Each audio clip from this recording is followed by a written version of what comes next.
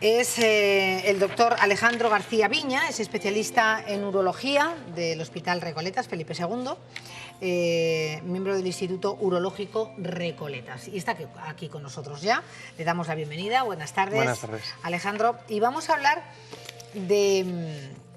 bueno, usted forma parte de un equipo de urólogos de prestigio en Castilla y León, el Instituto Urológico Recoletas, y conocemos que una de las subespecialidades más demandadas es la andrología.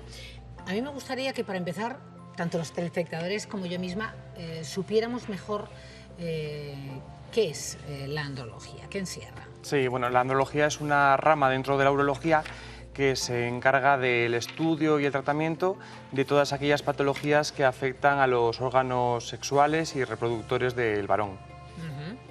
¿Y cuáles son los motivos más habituales de la consulta? Principalmente la disfunción eréctil. Luego también con mucha frecuencia pues la incurvación de pene, los trastornos de la eyaculación, lesiones genitales y en alguna ocasión también problemas de infertilidad. Claro, porque alguno de estos problemas puede acarrear en último término la infertilidad, ¿no? Claro. Bueno, ¿qué es la disfunción eréctil? Lo decía usted como uno de los primeros motivos de consulta. Sí, el principal, yo creo. La disfunción eréctil pues, no es más que la incapacidad total o parcial de mantener la erección el tiempo suficiente como para poder llevar a cabo una relación sexual satisfactoria. Claro, pero esto es, así dicho, es como muy teórico. Sí, sí. Las personas que están en casa, que es para los que hablamos, hay un tiempo, hay una medida para valorar esa disfunción. La disfunción eréctil puede ser una disfunción total o parcial, es decir, muchos pacientes lo primero que notan es que la rigidez en las erecciones no es tan importante como lo era previamente. Y eso ya es un motivo para que el paciente intente buscar una solución y consulte lo antes posible. Cuanto antes se haga esa consulta, más fácil nos va a ser a nosotros ayudarle e intentar resolver este problema. Claro, esta sería parcial, la disfunción eréctil, ¿no? Sí. En este caso sí, luego si se deja evolucionar o incluso en pacientes pluripatológicos con muchos tratamientos de base, mucha comorbilidad, puede aparecer una disfunción eréctil completa desde un inicio. Yo sí que me gustaría, doctor, que aprovecháramos su presencia en el programa para que animáramos a todas las personas que nos estén viendo y puedan entender que están dentro de esta patología, sí, que no tuvieran miedo, ¿no? Para acudir, en este caso, ante usted y otros profesionales, pero claro, estamos hablando del Instituto Urológico de Recoletas, que acudieran y que fueran a una consulta. Claro, efectivamente. Que no les va a hacer nada, ¿no? Claro, lo que no tienen que tener miedo. Es ningún miedo.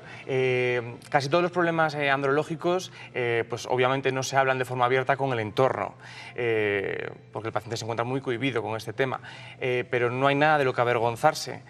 Cualquier problema que afecte a la esfera sexual de un paciente es tan importante y merece el mismo esmero en la resolución que cualquier otro tipo de enfermedad. Claro. Es algo que afecta al paciente y a su pareja. Y que puede conllevar un deterioro de su calidad de vida.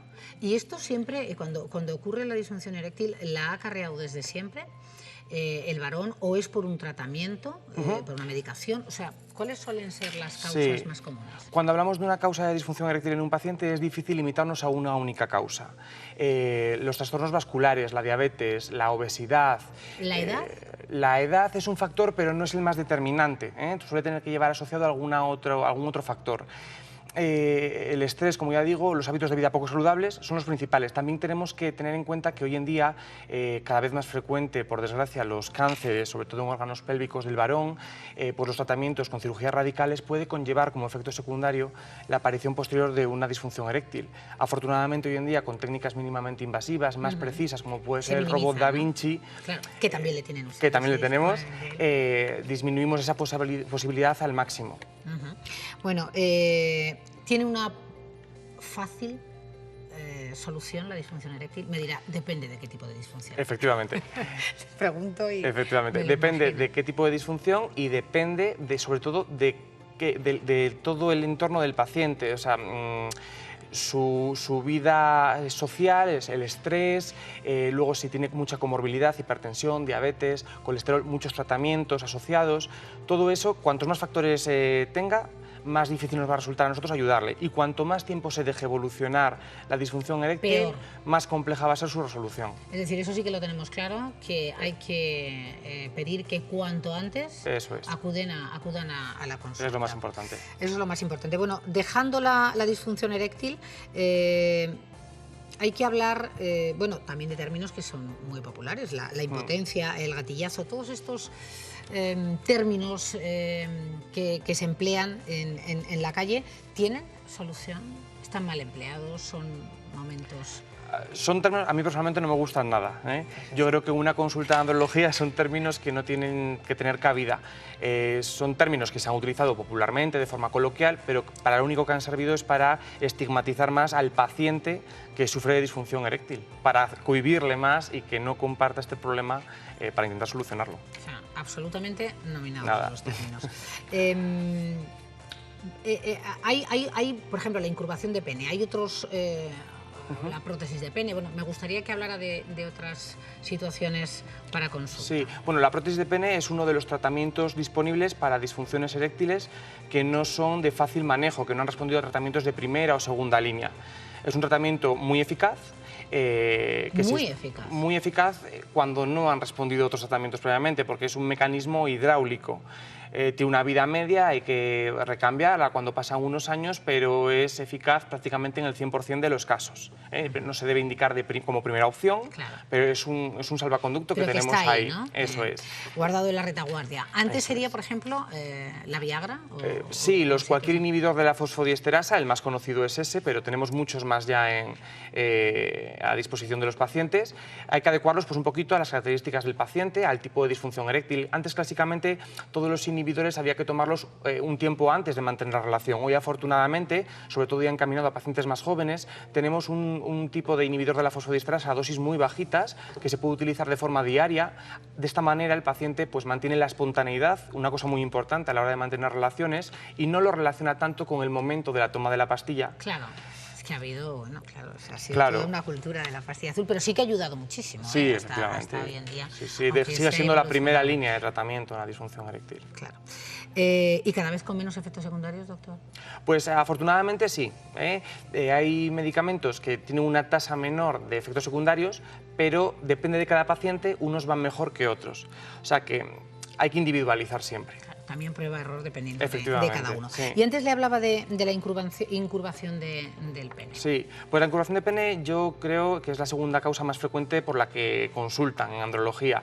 Es una patología, pues como ya hemos dicho, de la que se habla poco abiertamente con el entorno, y el paciente muchas veces acude a la consulta pensando que es el único que tiene ese problema y nada más lejos de la realidad. ¿Y esto también es adquirido o es desde siempre? Hay dos tipos de incurvaciones, la congénita, con la que se nace, y la adquirida, que también recibe el nombre de enfermedad de Peyronie. Esta última es la más frecuente, y cuando consulta el paciente pues generalmente es o porque tiene un dolor con la erección, una deformidad en el pene, incluso un bulto duro, que muchas veces acuden muy alarmados pensando en que pueda tratarse de un cáncer. Realmente la enfermedad de Peyronie es una enfermedad inflamatoria de causa desconocida que produce desconocida, no se sabe el por qué. Efectivamente, y produce una fibrosis de los tejidos del pene que hacen que aparezcan estos síntomas que acabamos de comentar. O sea, que no es por un accidente ni nada... Hay ciertas incurvaciones que pueden producirse porque durante una relación sexual un traumatismo importante puede producir una rotura de los cuerpos cavernosos y la cicatrización de ese tejido puede producir una incurvación.